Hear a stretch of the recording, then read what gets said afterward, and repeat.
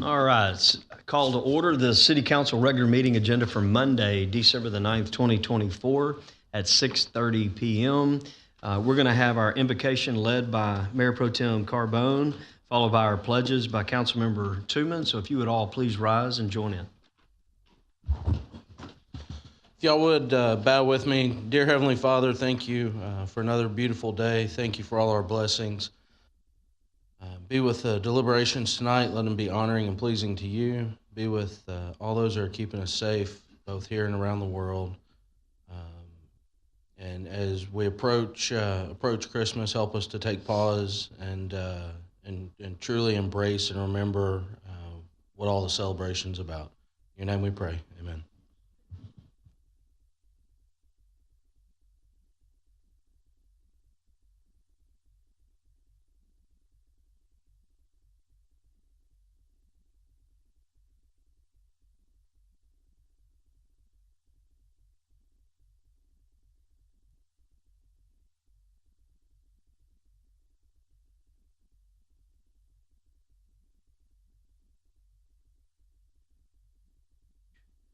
All right, thank you for that. Thank you for joining in, and welcome to City Hall and our December council meetings. We're getting close to Christmas, as this week and next week, a little bit change in the schedule because of Christmas week. So join us back next week for the last meeting of the month and the year. So with that, we'll move to roll call and certification of quorum.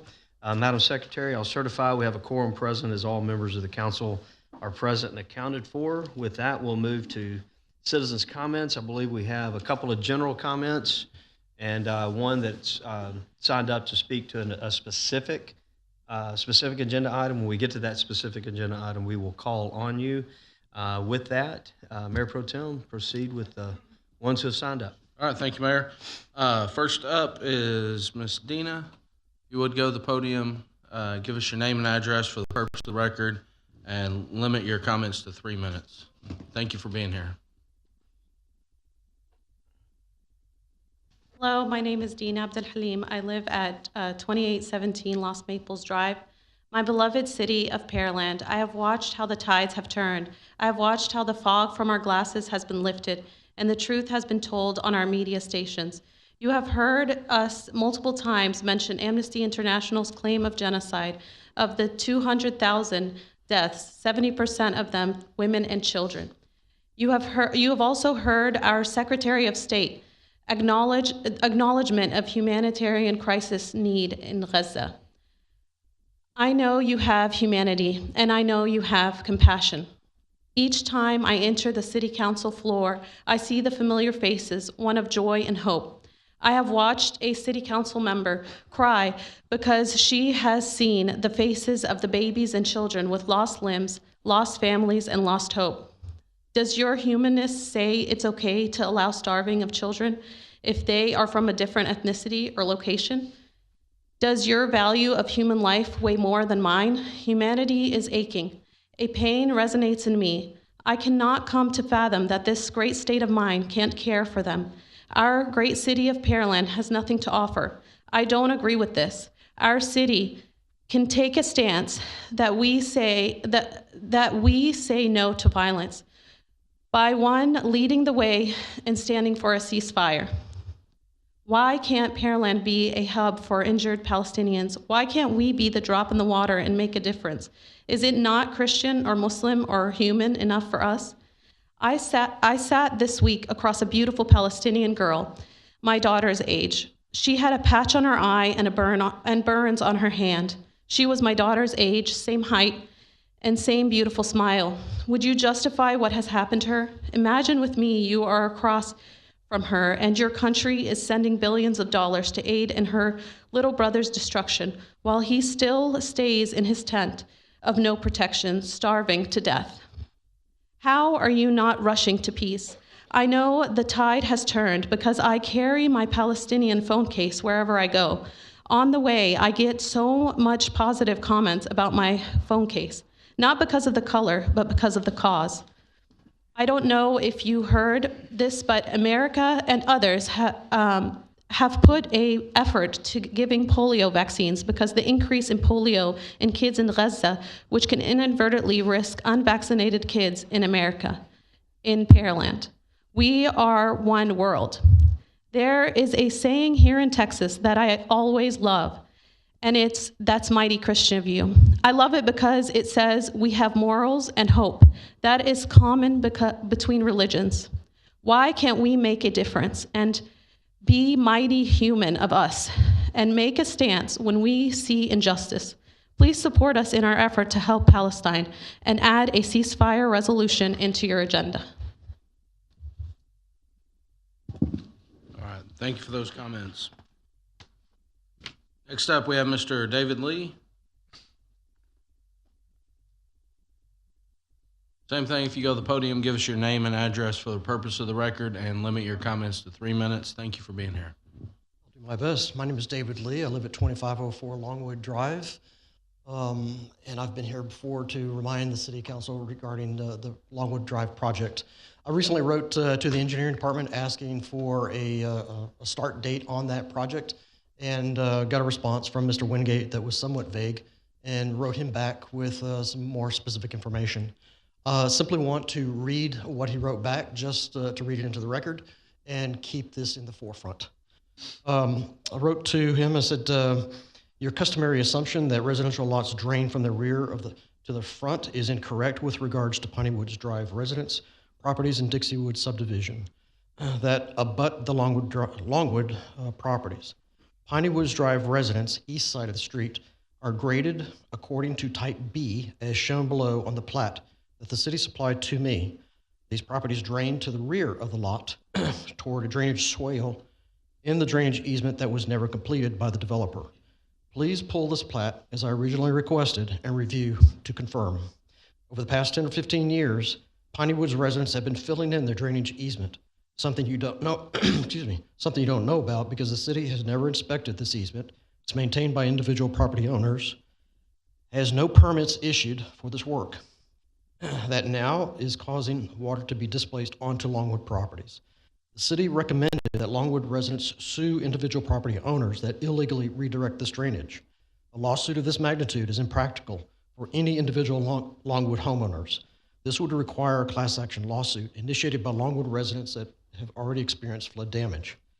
Since the city plans on spending over $4 million to fix a drainage issue on Longwood, I would expect the city to inspect and sue Dixie Woods HOA to complete their drainage easement so that it functions as it was originally designed, so that overflow drainage from Piney Woods onto Longwood properties does not overwhelm or degrade the new Longwood project. It's clear to me that the city is spending over $4 million to fix a problem that was never addressed in 1996. On behalf of the entire Longwood Drive residents, I'm requesting notification of completion of design phase process, open forum question and answer to address other citizens' concerns prior to this project start date. Thank you. All right, thank you for those comments, and that was all we had, Mayor. All right, good. I think we have one other, and we will call that person up when we get to that specific item. With that, we'll move to the consent agenda. Mr. Koza, if you will present the consent agenda items A through N.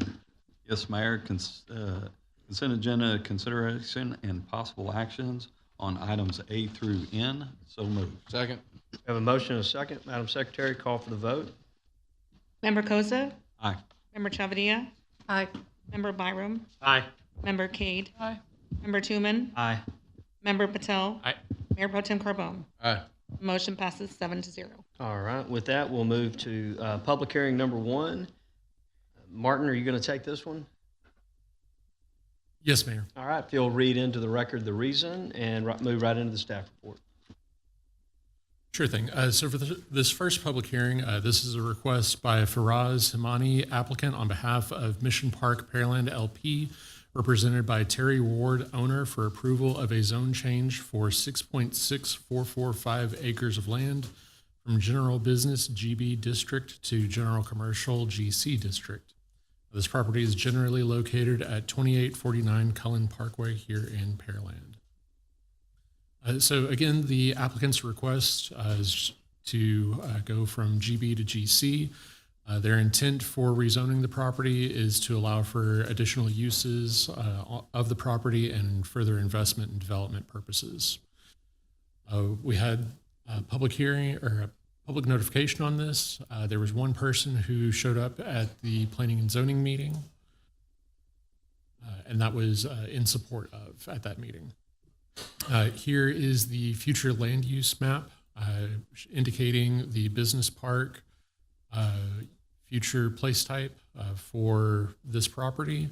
And as you can see, it has commercial center on either side of both Old Chocolate Bayou and Cullen Parkway. This is an aerial view of the property. You can see Cullen is here at the top of the image. Old Chocolate is here at the bottom. This is the Sprouts, or the back end of the Sprouts. And then the property, or the subject property, is outlined in yellow here. So in staff's analysis, this does not meet the future land use designation as it calls for business park place type. Business park generally outlines for professional offices, limited supporting retail, restaurants, and things that would generally support professional activity. However, the commercial center place type is right across Old Chocolate Bayou, so it's not like it is completely out of ordinary. It just doesn't, it's not an exact one-to-one match. So this proposed use is compatible with the zoning of a majority of the surrounding properties. With all of that in consideration, staff recommended approval to the Planning and Zoning Commission for the zone change, and then the P&Z voted 6-0 to recommend approval of that requested zoning. With that, Mayor, I'll pass it back to you. All right, thank you for that. Is the applicant present? Do you have a presentation or just here to answer questions? Okay, when we get, let me do the public hearing part of it, and when we get to questions and comments from the council, we may have a few questions for you. All right, welcome and glad to see you here tonight. With that, we will turn it to the public portion. Those wishing to speak for or against this proposed request can go to the podium, give us your name and address, and you have 3 minutes to speak. Second request, those wishing to speak for or against this proposed request. Third and final time, those wishing to speak for or against this proposed request. Seeing no one moving in that direction, we'll turn it open to City Council for questions, comments, concerns. Anybody have anything? Ms. Mona? Thank you, Mayor. Can you explain to me what are the additional uses under GC compared to GB? So generally speaking, general business to general commercial is just a slight upgrade in intensity. So there are a few uses that would be required a conditional use permit, whereas in general commercial, it removes that that additional step and grants those uses by right.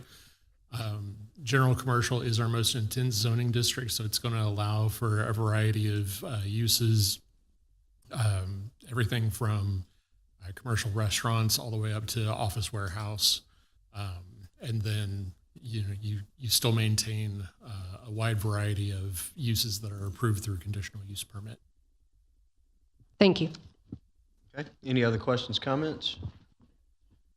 So can you tell us the reason for the zone change and what your plan for the property is, and maybe a timeline? Yeah, and when you do, go ahead and give us your name and address for the record, just to tie your comments back. Absolutely. Faraz Himani, address is 3307 Indigo Lane, Missouri City, Texas. So our plan for the property is more than likely an office warehouse use. It's a business park, which, very much I think conforms with the future land use. To the gentleman's earlier point, it's almost right there in what kind of general business classifies, but with just some slight differences in use and the way it's described. So it'd be office warehouse, and that's really just a business park catered to people and businesses that are maybe not the most suitable for a retail center or shopping center. Think about like the local electrician or plumber or dance studio or something like that. So we want to build a business park for those types of users. Okay. But do you have a timeline on that? Yeah, if all goes well, we'd love to start the design process, January next year, and, permitting, and we can get everything approved for the city. We'd love to break ground maybe towards the second half of next year. Thank you. Mr. Patel? Thank you, Mayor. Have you guys developed anything like this in Pearland or anywhere around here? Not in the city of Pearland. We've done a similar development that's, about almost wrapped up with its first phase in Katy, and we have a project about to break ground in Tomball with the same type of use. I'm just curious what the project looks like. You had said it would be something similar to that here. I'm just curious of the exterior finish and what you guys would be putting out here. Yeah, good question. So the city of Pearland, relative to some of those other jurisdictions and geographies I mentioned, is a little stricter already about, especially with the overlay district on Cullen Parkway, is going to be a little more strict about what the facade needs to look like, how much glass we put, and all of that. So the design inherently is going to be a little different to conform to what the city of Pearland will require. But to answer your question, it'll be a fairly nice looking product. I mean, it's not just like a plain metal building that we're putting out. There's facade, there's variation, there's glass. And I would say in that area, it's going to be the only project of its type that's built in the last 20 years. There are a lot of office warehouse projects in that 2-mile radius, or 2 or 3 of them, that we think are much older, and it'll definitely be a big upgrade to what's available today out there. So this is not an office condo that you guys are building? Not an office condo. Okay. And I guess, do you have a rough, how many square feet you guys are going to put on there? We're still working through it. It'll be anywhere between 70 to 90,000 square feet. The only reason I ask is my concern is to allow you to flip this to a GC without seeing a plan. I mean, that's my reservation, right? I'd rather have you come with a plan to show us what you want to do first, and then, allow you to make that change in the zone change. So that's the only concern I have, but I understand what you're saying. Thank you. Good comment. Any other comments, questions? Ms. Cade, you had a question just a second ago. If it, you mentioned dance. Is that what, did I hear you? That's one of the uses that we've seen at these types of properties, yes. Martin, what would it, or Vance, either one, what would it take for a dance studio if it was GB? GB. Allowed by right in a GB. Yeah, first instinct was that it's a by right product. You only get into conditional use permit on dance studios when it gets into M1. Okay. All right, thank you. Yeah, generally speaking, I think that's, and I'm going to weigh in a little bit on what Councilmember Patel said. Just, while we say that and we're here, not saying what you're saying is not what you're trying to do. But if all of a sudden you said, nope, I'm not going to move forward with it, and you sell the land, we now have a zoned piece of property for a more higher intense use. And I think that's the reservation that he's displaying without putting words in his mouth. But that would be my reservation just because of that. I certainly also understand opening up the number of uses will open up your marketing window and an ability to do that in an office warehouse. Also would say if you go up and down 35, for example, a lot of those office warehouses back in there are greatly aged, dated, and are full. They are full. So I think there's probably a market for, like you said, the small plumber, electricians, handyman types that have tools, ladders, and things, and they've outgrown their garage, but yet need a place to go. And so I think there's a mix there that may work. And but anyway, I think that's the reservation that you're hearing. Other questions, comments? Mayor, and I think I agree with Councilmember Patel. Or if that is indeed what he was saying, I agree. Just having a space that's GC and something happens and they don't move forward, then we have the max zone there. But also, without having some sort of even a rough picture of what they're going to build, it's a little scary to agree to it. And even if he showed something, we're zoning the dirt. We're not zoning a project. We're zoning the dirt. And at the end of the day, that's what we have to look at, whether it's this or residential component or whatever. We're zoning the dirt because the dirt carries forevermore, even survives ownership and those types of things. So something to think about. Any other questions, comments? question. Mr. Byram? Just for clarification, in our presentation, in our agenda packet on page 3 under impact on existing and future development, if I'm reading this correctly, is the only difference really between GB and GC the warehouse, clothing, manufacturing, and building material sales? Or are there more? Because uses allowed by right in GC and prohibited in GB are office, warehouse, clothing, manufacturing, and building materials. Is that really the only difference?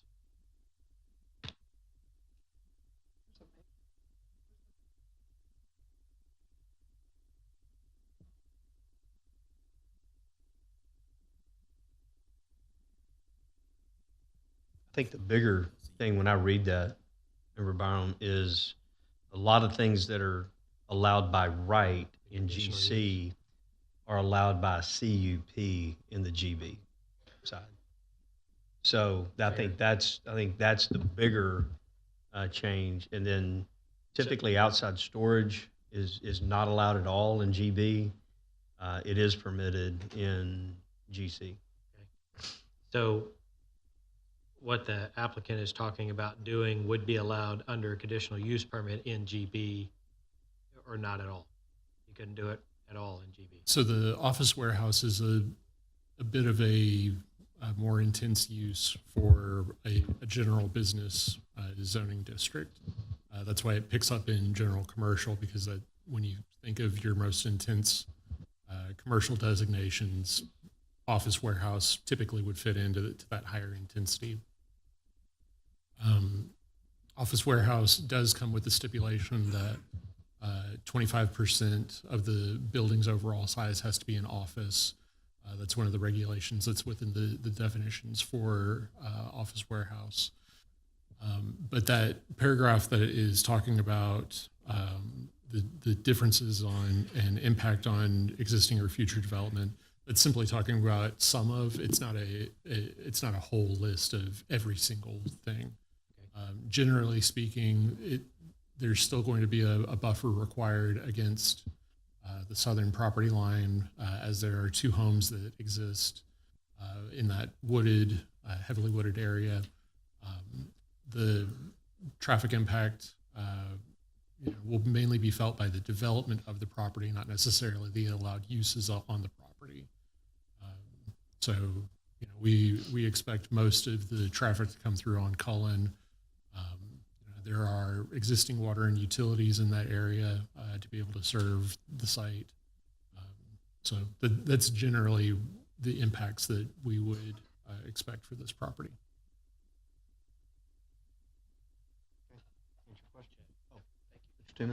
So you guys currently own the land, or are you guys looking to acquire the land? We're looking to acquire the land. All right. Any other questions, comments? Good dialogue, good questions. Staff, you have any wrap-up comments? I think we're good. All right. With that, we'll close the public hearing and move to new business item number 1. Ms. Chavarria, would you present that, please? Thank you, Mayor. Consideration, possible action, first reading of ordinance number 2000M-266. So moved. Second. We have a motion and a second. We've had staff report, questions, comments from council. With that, we're going to call for the vote. Madam Secretary, we'll call for the vote. Member Chavarria? No. Member Byram? No. Member Cade? No. Member Tooman? Yes. Member Patel? No. Mayor Pro Tem Carbone? Aye. Member Koza? Aye. The motion fails 3-4. All right. With that, we will move to new business item number continued. So number 2, Mr. Carbone, would you present item number 2, please? Thank you, Mayor. Consideration and possible action, first reading ordinance number 1645. So moved. Second. We have a motion and a second. Staff report.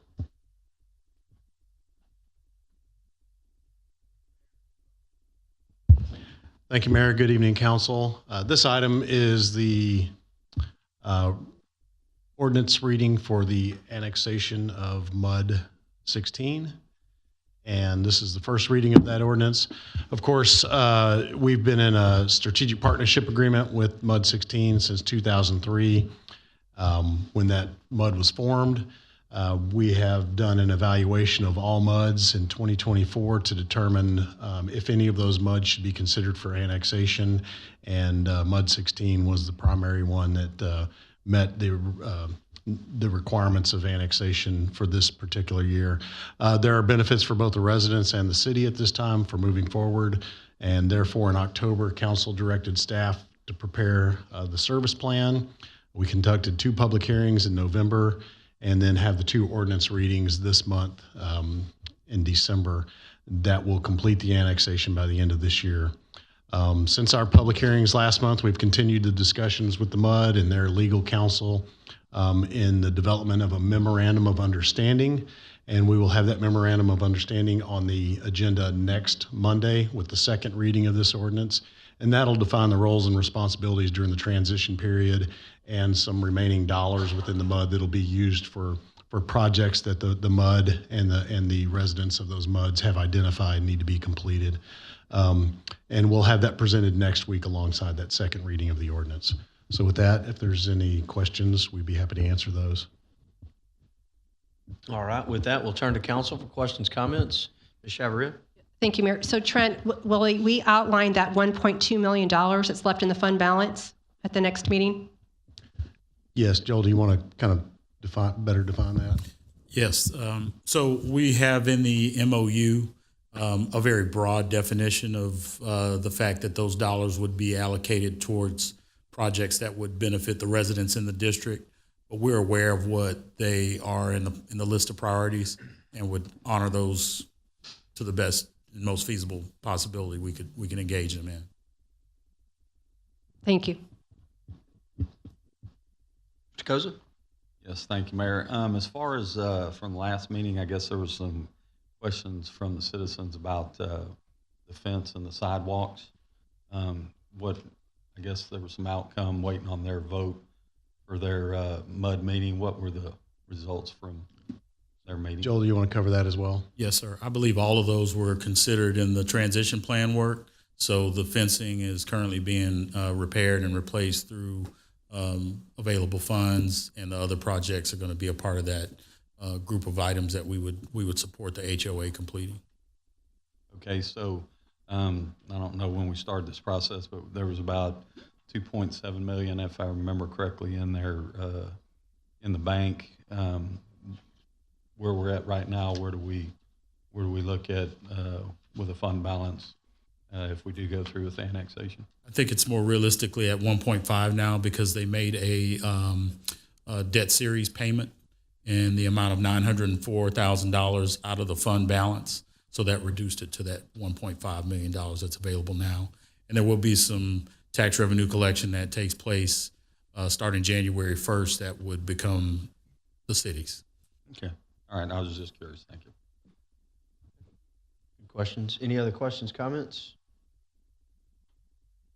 Seeing none, we will move to vote. Madam Secretary, we'll call for the vote. Mayor Pro Tem Carbone? Aye. Member Koza? Aye. Member Chavaria? Aye. Member Byram? Aye. Member Cade? Aye. Member Tuman? Aye. Member Patel? Aye. The motion passes 7-0. All right, with that, we'll move to new business item number 3. Mr. Byram, would you present that, please? Yes, Mr. Mayor, consideration and possible action, second and final reading of ordinance number 2000M-264. So moved. Second. We have a motion and a second. This is a second reading. The staff report real quick. Just briefly, these are the modifications to the LNR Clear Creek Spectrum Plan Development Zoning District. And these are the modifications on some of the setbacks and landscaping setbacks required on some of the minor streets out in Lower Kirby. And because there was one vote against this, it's back on the new business agenda item. So be happy to answer any questions there are. Okay. Before we do that, I think we do have one gentleman signed up to speak. Yep, excuse me, Mr. Stoker, if you can go to the podium, give us your name and address for the purpose of your record. Thank you for being here. Good evening, Mayor and council members. My name is Arne Stoker. The company address is 11950 North Spectrum Boulevard in Pearland. I'm COO at Malheur. Malheur is currently working on multiple projects that, if approved, will require a significant expansion of the existing building and create well over 100 jobs. These jobs would vary from engineering jobs, manufacturing operators, and manufacturing management. The currently required building setback limits how far we can expand the building. To allow for sufficient expansion space, Malheur is requesting that the required building setback along Hooper Road is reduced from 50 feet to 20 feet. Malheur also requests that the expansion is allowed to encroach 5 feet into the required 25 foot of landscape easement. Malheur will still meet the landscape requirements, and we will not impact the existing sidewalks and stay within the existing fence. And this request only applies to Hooper Road and not to North Spectrum Boulevard. That's all I had. Thank you for that. We'll open up for questions, comments from council. Seeing no one move in that direction, Madam Secretary, we'll call for the vote. Member Byram? Aye. Member Cade? Aye. Member Tuman? Aye. Member Patel? Aye. Mayor Pro Tem Carbone? Aye. Member Koza? Aye. Member Chavia? Aye. Motion passes 7-0. All right, with that, now we get to go get the customer, don't we, Ona? Appreciate you. All right, with that, we'll move to new business item number 4. Ms. Cade, would you present that, please? Yes, Mayor, thank you. Consideration and possible action, first reading of ordinance number 1643-1. So moved. Second. We have a motion and a second. Staff report. Thank you, Mayor. This item is our annual and planned budget amendment number 1, which includes our carryovers. With the amendment, we've also included our first contribution to the IT and the facilities capital replacement funds, which we have not funded any of those to this point. We were able to, however, take some unused dollars and put it towards that. The result is that with the amendment, we're 2 days above our reserve minimum, 90 days after the amendment. The background memo and details are in your packet. And tonight we'll have a short presentation with the details by our head of office management and budget by Miss Rachel Winslow. So I'll hand it over to Rachel. Thank you. Thank you, Trent. Good afternoon, Mayor and Council. So for Budget Amendment 1, we'll briefly be going over what is the carryover, the status of our general fund, enterprise fund, the special revenue funds, including grant funds, and the internal service funds.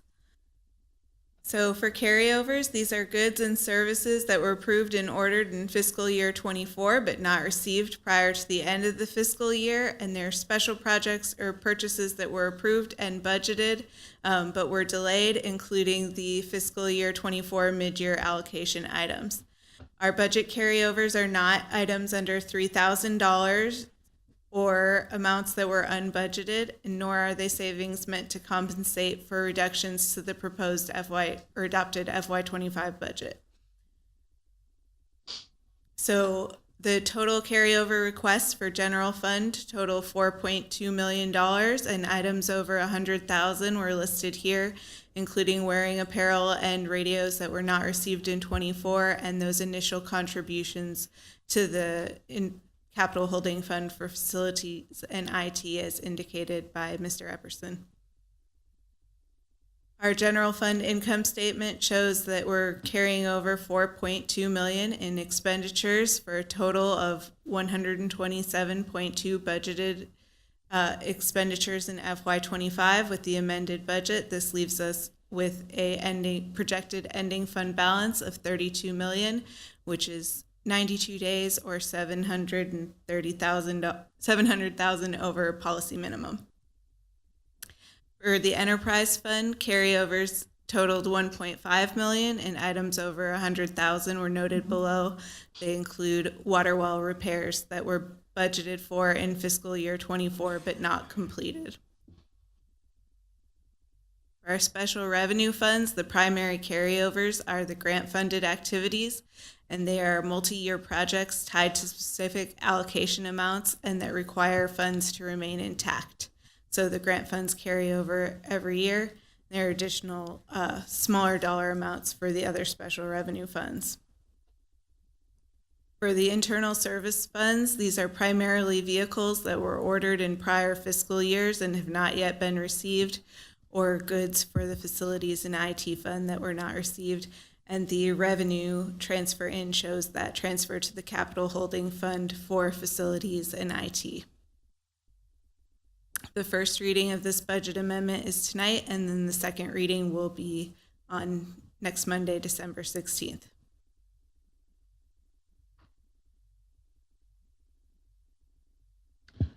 That concludes our presentation. Be happy to answer any questions. Thank you. Council, questions, comments, concerns? Mayor Pro Tem? Thank you, Mayor. If you go back one slide to slide 9, I didn't see Chief Spires here, but I guess a question on that motor pool fund. How are we doing on the fleet? I've heard good, bad, and ugly. I guess Vance is hiding back there. So we do have Lorenzo and, Vance is back there. We can see if he's got anything. And then Lorenzo and Priya are here as well as far as, and I guess the question is around, are we catching up on vehicles that we have had to wait so long to get ordered or wait so long once they're ordered? Yeah, are we getting there? Do we have enough out on the street, et cetera? So maybe Lorenzo can talk about big picture, getting them ordered. Maybe Captain Vance can comment on, do we have enough vehicles in PD? So we've been making some progress on getting vehicles ordered. Most of the 22 vehicles are complete. Just have a little small hang up where placed a vehicle order, but then the vendor hadn't fulfilled maybe 2 or 3 of those orders. But then you get caught with, you cancel that order and that truck, that vehicle, you had the 22 rate for that equipment, and then you cancel it, and now you pay the 24, 25 rate for the vehicle. And so majority of so that's 22. I think we got most of 23 ordered and addressed. We still have a few to finish up on 24, and we can get you guys exact numbers on those. And we've just started coordinating to get the 25 vehicles ordered and get those orders placed. Okay. So still an issue. I guess, how's it affecting the police force?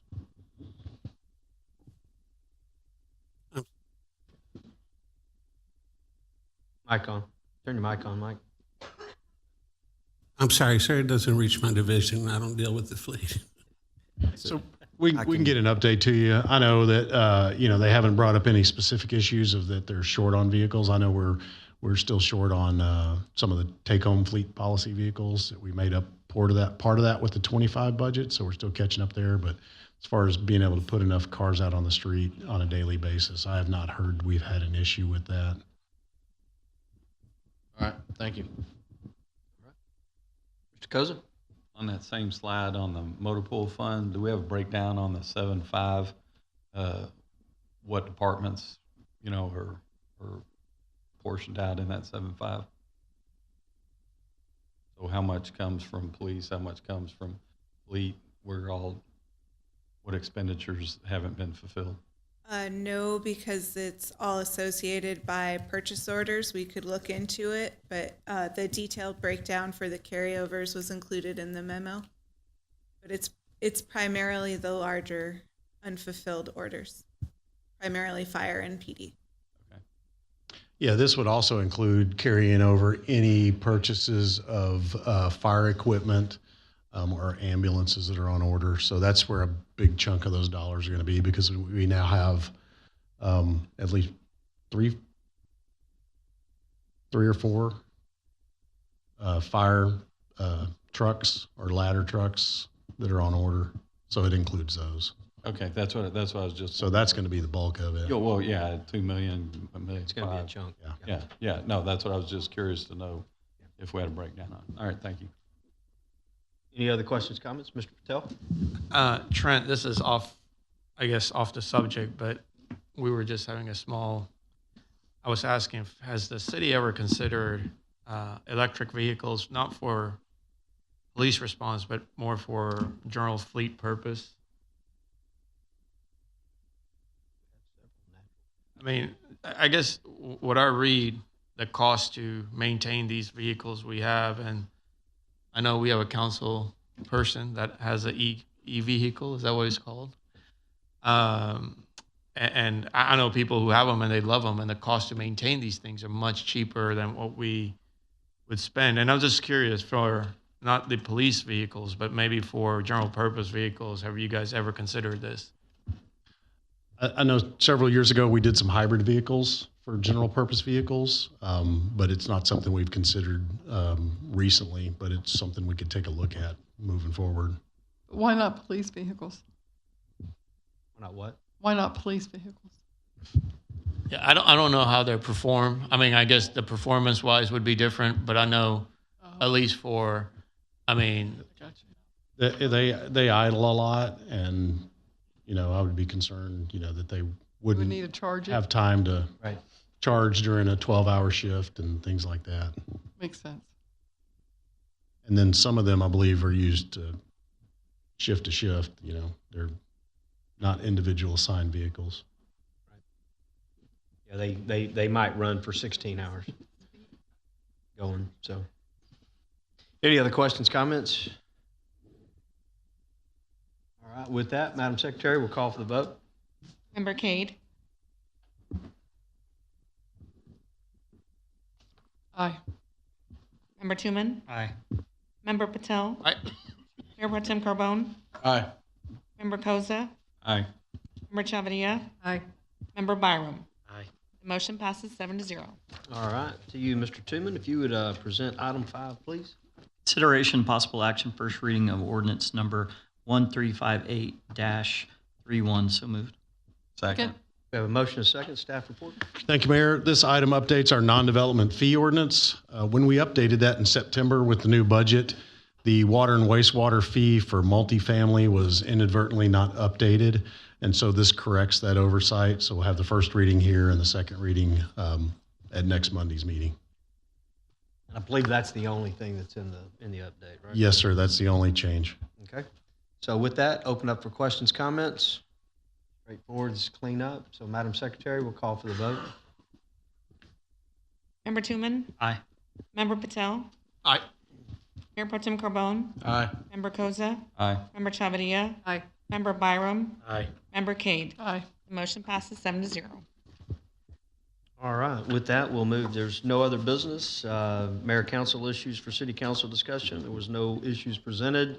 With that, we're going to be moving to executive session under Texas Government Code, Section 551.071, consultation with city attorney regarding confidential legal advice associated with contractual matters, and Section 551.072, deliberation regarding the sale, purchase, lease, or exchange of real property.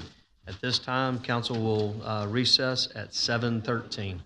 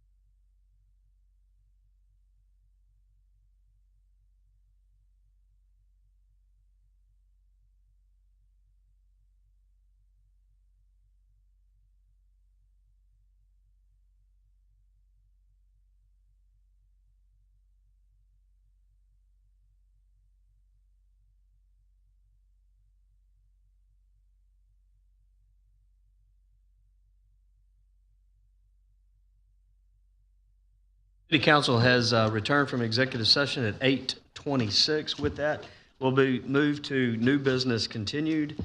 Item number 6, Mayor Pro Tem, do we have a motion for that? Yep, thank you, Mayor. I make a motion to authorize staff to extend the contingency period of the fourth amended development agreement as discussed in exec session. Second. We have a motion and a second. Madam Secretary, call for the vote. Mayor Pro Tem Carbone? Aye. Member Koza? Aye. Member Chavia? Aye.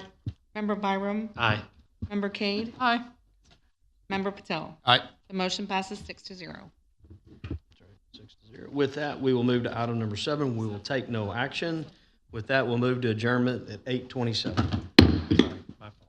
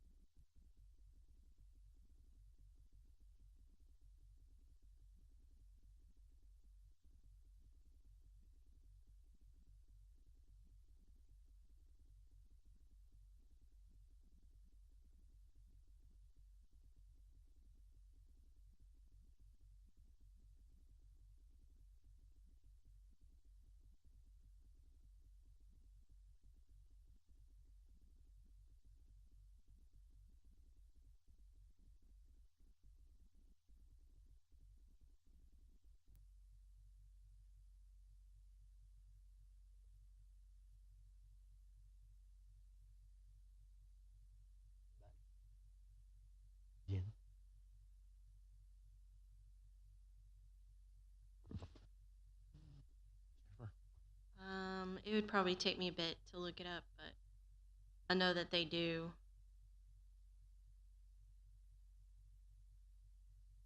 Tommy? And so, if I may, Commissioner, I think the amount paid to the Tree Trust Fund, and this is Alvin's, I apologize, shall be applied at a maximum of $2,500 per acre within a maximum total payment of $100,000 per development. That's it. So it's $2,500 per acre with a maximum of $100,000 per development.